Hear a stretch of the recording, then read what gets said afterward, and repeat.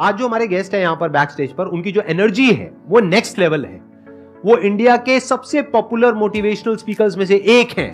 Please give an energetic and warm welcome to the one and only Sonu Sharma.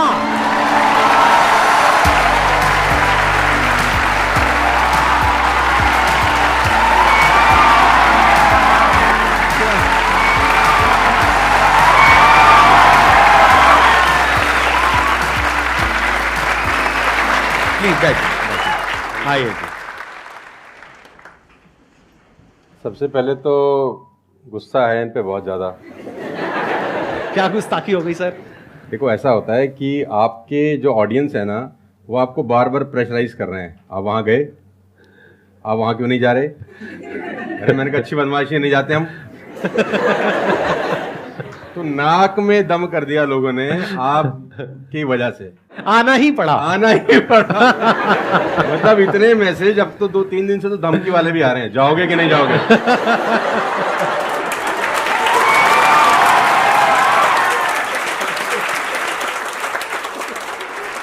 इस बहाने मिलना तो हो गया ना सर? इस बहाने मिलना हो गया। और मैं जानता हूं कि 2-2.5 महीने से हम लोग प्रोसेस में थे कि आपके से मुलाकात होगा, लेकिन अच्छा लगा बच्चों की एनर्जी देखकर और आपसे मिलकर वाकई में।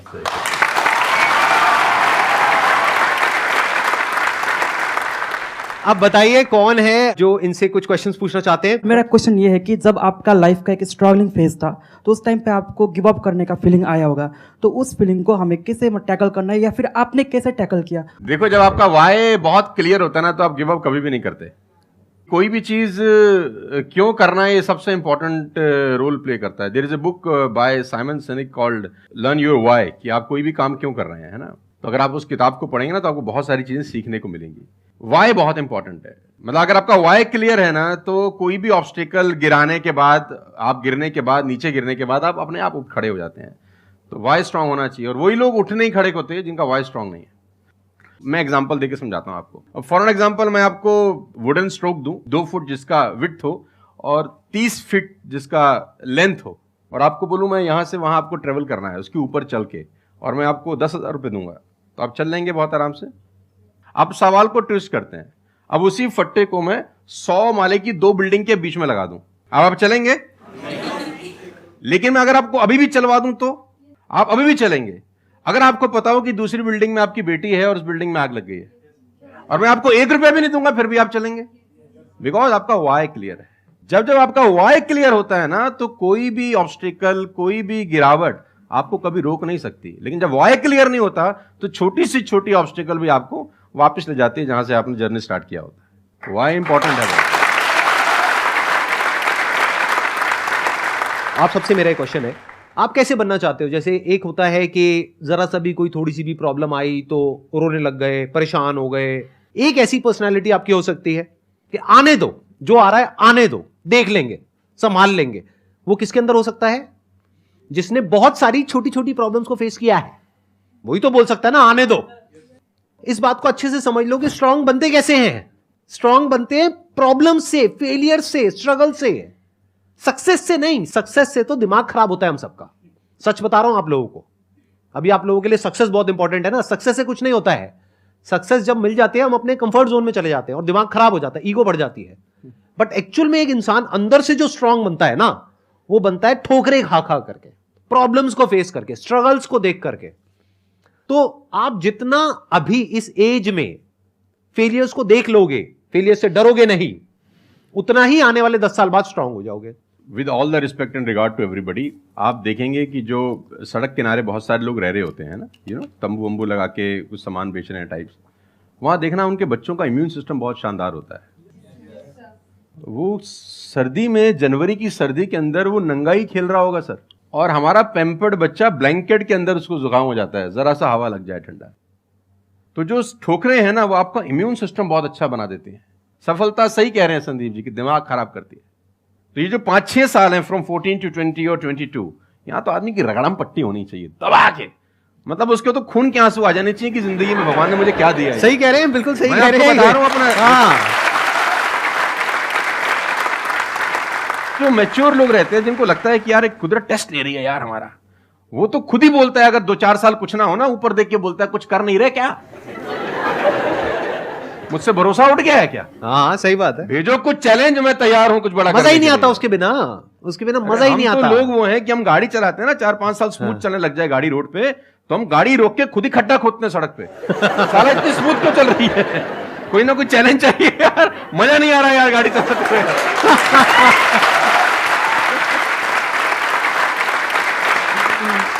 तो चैलेंजेस आपका इम्यून सिस्टम बहुत अच्छा करती हैं, और मेरे हिसाब से 14 और 20 साल का जो एज है, इसमें तो खूब पिटाई होनी चाहिए आदमी की, खूब रगड़ा पट्टी होनी चाहिए, ताकि उसका इम्यूनिटी एक बार अच्छी हो जाए, बाकी का उसका जो 60-70 साल का जिंदगी है ना, वो लोहा हो जाता है। आपको खुद पे भरोसा रखना बहुत जरूरी है। दुनिया तो नहीं करेगी, ये तय है। दुनिया तो चड्डे में बम लगाएगी आपके। हाँ, तकलीफ ये नहीं है कि चड्डे में बम लगाएगी, तकलीफ ये है कि रिमोट भी अपने हाथ में रखेगी जब मन करे। हाँ, जब मन करेगी बस। सही दुनिया बात पे है। भरोसा नहीं करेगी, ये तय है। लेकिन अगर आपने भी भरोसा नहीं किया अपने ऊपर, तो मुझे लगता नहीं है कि वो ऊपर जाएंगे तो वो खुश होगा। वो कहेगा मैंने क्या बना के भेजा था यार, तुमने साला खुद पे ट्रस्ट नहीं किया यार। मेरा ये मानना है कि आदमी पहाड़ की चोटी से गिर जाए ना, वापस खड़ा हो जाता है। ऊंट से गिर के भी खड़ा हो सकता है, लेकिन अपनी नजर में गिर जाए ना, फिर आदमी खड़ा नहीं होता कभी। तो हमारे को अपनी नजर में खड़ा होना है। मेरा एक क्वेश्चन है आपसे, ये जो आप अपने वीडियोस में बार बार साला साला बोलते हो, तो आपका साला एक्चुअल में है या नहीं है? नहीं बिल्कुल है, हष्ट-पुष्ट है। कहते हैं ना सारी खुदाई एक तरफ। एक्चुअली मैं उसको याद करता हूँ, लोग कुछ और वही मैं कह आजकल का जो दौर है ना, जो मुझे कई बार लोग बोलते हैं आप साला मत बोला करिए, लेकिन साला बोलने से जो वजन बढ़ता है ना बात में, वो कुछ और शब्द उसको भरपाई नहीं कर पाता। वो उसकी भरपाई नहीं हो पाती। और कभी कभी जैसे लोग मुझे बोलते हैं मत यूज करो, ये वो आदमी है जो नेटफ्लिक्स देख रहा है और न जाने क्या क्या देख रहा है और क्या क्या सुन रहा है, लेकिन उसको मेरे से पंगा है थोड़ा सा। हर आदमी रहता है ना कि इस देश में हर आदमी से खुश हो सकता है क्या? If everybody likes you have a serious problem, है ना? अगर दुनिया में सब आपको पसंद करते हैं तो आप में कोई प्रॉब्लम है, फिर आपने कोई समझौते ही किए हैं जीवन के अंदर। हाँ। तो मैं वो जानबूझ के बोलता हूं, क्योंकि उसका जो वजन है ना यार, मैं और बोलना चाहता हूं और भी कुछ, लेकिन रोक लेते हो।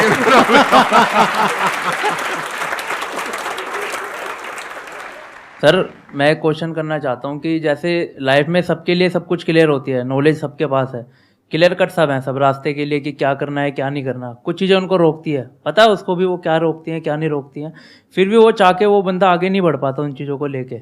एक नेगेटिविटी उसको रोकती है और उसकी सराउंडिंग उसको रोकती है, मैटर करता है, उसको सब पता है करना क्या है, फिर भी वो रुकता है। सर इसके लिए कोई ऐसा आंसर दो, आज तक किसी ने दिया ना और क्लियर कट हो। भगवान कृष्ण पांडवों के तरफ से गए 5 गांव मांगने हस्तिनापुर, शांति प्रस्ताव लेके गए कि 5 गांव आप पांडवों को दे दो, बड़े संतोषी हैं, वो लड़ाई वड़ाई नहीं करेंगे और पूरी महाभारत टल जाएगी, खत्म, कोई दिक्कत नहीं है। तो दुर्योधन ने बोला कि सुई के नोक बराबर भी जमीन नहीं दूंगा। तो भगवान कृष्ण दुर्योधन से बोलते हैं ये धर्म है? उसने बोला मैं जानता हूं वो धर्म है। उसने बोला करता क्यों है? बोला पता नहीं ऐसी कौन शक्ति है जो मुझसे करवाती है। ऐसा होता ही नहीं है कि गलत करने वाले को अरे मुझे तो पता ही नहीं था चोरी करना पाप है, नहीं तो मैं करता ही नहीं यार। पता होता है। वो कहता पता नहीं ऐसी कौन सी शक्ति है जो मुझसे गलत कराने को मजबूर करती है और मैं करता जाता हूं। कुत्ता रहता है ना, जो कुत्ता, उससे परफेक्ट एग्जाम्पल नहीं है। कुत्ता अगर रोटी चुरा के कहीं से भागेगा ना, आप ध्यान दीजिए, गौर करिए, कहीं से चुरा के भागे तो वो 3 गली दूर जाएगा, चोरी से खाएगा कि कोई देख तो नहीं रहा, चुरा के लाया है। और अगर मालिक उसको अगर परोसता है, ध्यान से देखना, वो पहले पूंछ उठाएगा, 2 हाथ ऊपर के करेगा, थैंक्स बोलेगा, शुक्रिया अदा करेगा, और जहां परोसी होगी वहीं बैठ के खाएगा। कुत्ते को भी पता है ये ईमानदारी की रोटी है और उस कुत्ते को पता है कि सारा बेईमानी की रोटी है, वो 3 गली दूर जाके खाता है। कुत्ते को भी पता होता है क्या सही है क्या गलत है, तो इंसानों को कैसे नहीं पता हो सकता? सबको पता होता है कि क्या सही होता है और क्या गलत होता है। बहुत बढ़िया। फिर भी लोग करते हैं। ऐसा हो नहीं सकता। Cigarette smoking is injurious to health, everybody knows ना। अब वो 40 साल तक साला चेन स्मोकिंग कर रहा है और उसके फेफड़े खराब हो गए, डॉक्टर ने बोला भाई तेरी वारंटी खत्म है, तू विल शील लिख ले, तू जाने की तैयारी कर ले। और ये डॉक्टर साहब को अगर इनोसेंटली बोल रहा है, डॉक्टर साहब मुझे पता होता, भगवान कसम मैं पीता ही नहीं, बोल सकता है ऐसे? नो, उसको पता था। पता होने से कुछ नहीं होता। मैं अपनी ट्रेनिंग में बोलता हूं execution is the most powerful thing. आपको सब पता है, सुबह सैर करने से सेहत अच्छी रहती है, हर किसी को पता होता है। गरीब भी कर सकता है, अमीर भी कर सकता है, चप्पल है तो भी कर सकता है, नाइकी का जूता वाला भी कर सकता है, लेकिन फिर भी नहीं करता ना। पता होने से क्या होता है? कुछ नहीं होता, एग्जीक्यूशन इज इंपॉर्टेंट। यहां पर मैं थोड़ा सा ऐड करूंगा इनकी बात में। अब इस प्रॉब्लम को सोल्यूशन क्या है? जैसे फॉर एग्जांपल, एक बार आपको सिगरेट की लत लग गई, तब अगर आप एक क्वेश्चन पूछोगे तो आपके लिए सिगरेट को छोड़ना, अगर मानो आपको 10 साल हो गए सिगरेट पीते हुए, अब एकदम से सिगरेट को छोड़ना बहुत ही मुश्किल है। मैं बोलता हूं आसान है, लेकिन इतना आसान नहीं है, क्योंकि बायोलॉजिकली आपकी जो ब्रेन है वो मांगेगी उस चीज को। अब सिर्फ साइकोलॉजिकली आप क्रेव नहीं कर रहे सिगरेट के लिए, बायोलॉजिकली भी वो क्रेविंग उठेगी अंदर से। जैसे भूख लगती है, प्यास लगती है, वैसे ही निकोटिन मांगेगी आपकी जो ब्रेन है। तो इसका सोल्यूशन क्या है? जब भी कोई गलत काम करने की शुरुआत कर रहे हो, आपको पता है कि वो सही है गलत है, तभी आपने क्वेश्चन पूछा, आपको पता है कि मैं यहां पर गड़बड़ कर रहा हूं। अब वो गड़बड़ क्या हो सकती है? टाइम खराब कर रहा हूं। एक बार आदत पड़ गई टाइम खराब करने की, उसके बाद बहुत मुश्किल हो जाएगा उसको छोड़ना। बहुत लेकिन अगर शुरुआत हो रही है टाइम खराब करने वही की, रोक लिया, वही रोक लिया, पहली सिगरेट पे आप रुक गए, तो बच जाओगे। मैं आपको संदीप जी को ऐड करता हूं, ये बिल्कुल फैंटास्टिक बात बोली इन्होंने, बहुत जबरदस्त बात बोली। एक गुरु और एक चेला कहीं से ट्रेवल कर रहे थे, राइट? कोई जंगल टाइप जगह थी, तो गुरु ने बोला इसको उखाड़ दो। क्या उखाड़ दो? वो छोटा सा पौधा सा लगा था, इतना सा उंगली जितना बाहर आया था। तो बच्चे ने बोला कौन सी बात है, खट से उखाड़ दिया। हाँ। थोड़ा सा और आगे गए तो 2-2.5 फुट का एक छोटा सा पेड़ था। गुरु ने बोला इसको उखाड़ दे। उसने थोड़ा सा जोर लगाया, वो भी उखाड़ दिया। फिर 4-5 फुट लंबा पेड़ था। गुरु ने बोला अब इसको उखाड़ दे। थोड़ी सी उसको मेहनत लग रही, लेकिन उसने फाइनली इसको भी रिमूव कर दिया। अब एक बरगद का पेड़ था करीब करीब 20 फीट ऊंचा। गुरु ने बोला अब इसको उखाड़। बोला महाराज कैसी बातें करते हुए, कैसे उखड़ेगा? बोला यही सिखाना चाह रहा था कि एक बार जड़ें गहरी हो जाए ना तो उसको उखाड़ना बहुत मुश्किल होता है।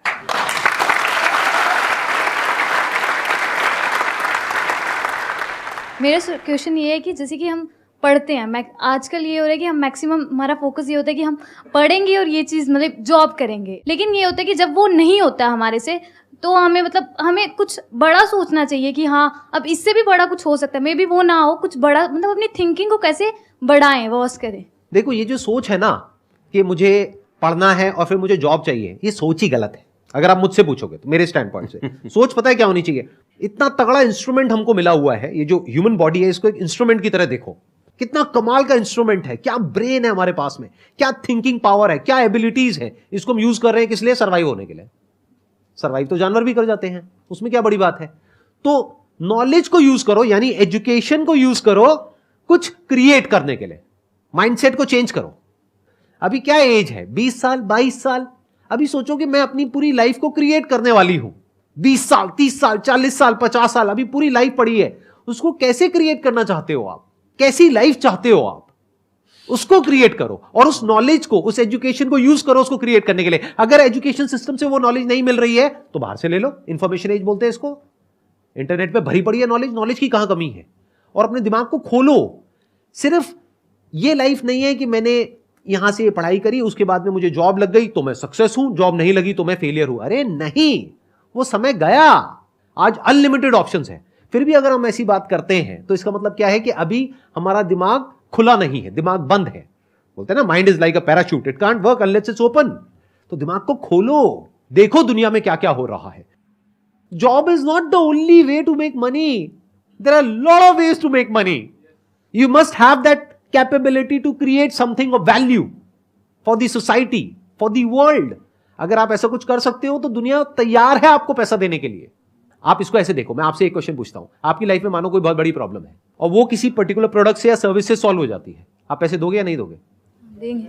दोगे ना? तो और लोग भी तो आपको देंगे। इसी को तो बिजनेस बोलते हैं। मेरा एक वीडियो है, अगर टाइम मिले तो देखना, कि इस दुनिया में जंगल का शेर बनना, सर्कस का नहीं। शेर तो सर्कस में भी रहता है ना। अब वो जो चाबुक वाला ना उसको नचाता है, आग में से भी कूदने को बोलता है तो बेचारा कूद जाता है। उसको सिर्फ सहूलियत ये होती है कि उसको टाइम पे खाना मिल जाता है बस। लेकिन जो जंगल का शेर है उसको कभी मिलता है, कभी नहीं मिलता। उसको रोज हॉन्ट करना पड़ता है। Every day when the sun rises उसको भागना पड़ता है शिकार के लिए, नहीं तो वो शाम का अपना सूर्यास्त नहीं देख सकता, मर जाएगा। डेली भागना है, डेली दौड़ है, डेली लड़ाई है, डेली जंग है उसकी। लेकिन सर्कस के साथ कोई जंग है ऐसी नहीं। उसको धूप की तकलीफ नहीं है, धूप उसको पड़ेगी नहीं, बारिश उस पर आएगी नहीं, सेफ सिक्योर है, मस्त रह रहा है, उसकी टेक केयर हो रही है। लेकिन साला कोई जिंदगी है? बच्चे भी पूंछ पे हाथ लगा के चले जाते हैं जब पूंछ बाहर घूम रही होती है। अब यही पिंजरा हटा दो, अब बच्चे को बोल हाथ लगाइयो, है ना? तो जिंदगी में बनना, तो जंगल का शेर बनना, चैलेंजेस होने चाहिए। आराम से 2 टाइम का खाना मिल जाएगा, वो तो सर्कस वाली कहानी है, मुझे सूट नहीं करती। जंगल में रहे, खाना मिलेगा नहीं मिलेगा लेकिन शान से जिएंगे। 100 साल की नालायक जिंदगी से 30 साल की साले शानदार जिंदगी ज्यादा अच्छी है।